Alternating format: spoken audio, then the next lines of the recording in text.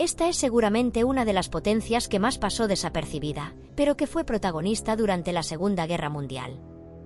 Japón ya contaba con territorios conquistados y una política imperialista desde antes del inicio de la guerra.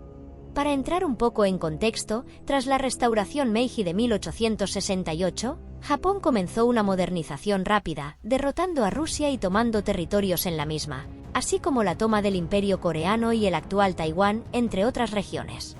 Con todo esto, Japón ya era un imperio antes de entrar en la guerra, con lo que tras firmar el Pacto Tripartito y el Pacto de Neutralidad con la URSS, Japón entró a la guerra del lado del eje.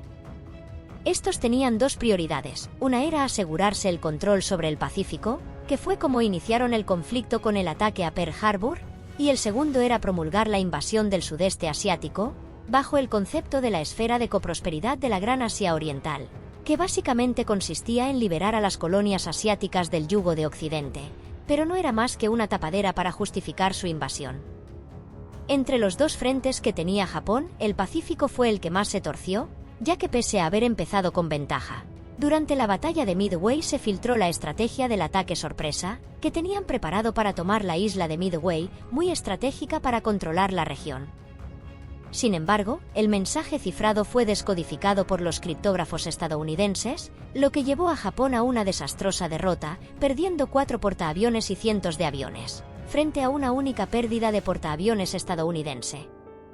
La invasión del sur de Asia, por otra parte, iba bastante bien, pero la derrota de Midway fue tan desastrosa que hizo que Japón pasase a la defensiva. Poco a poco iban perdiendo terreno, e incluso con el surgimiento de los kamikazes impulsados por el Bushido, no eran capaces de progresar.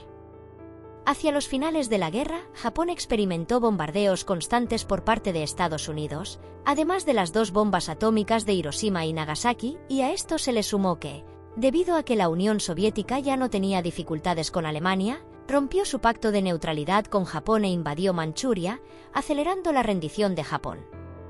Finalmente, Japón se rindió formalmente el 2 de septiembre de 1945 en el USS Missouri, finalizando así la guerra y otorgando a Estados Unidos la ocupación de Japón hasta 1952, durante el cual el país pasó de su política militarista a una constitución pacifista y parlamentaria, enfocándose en la tecnología y la industria.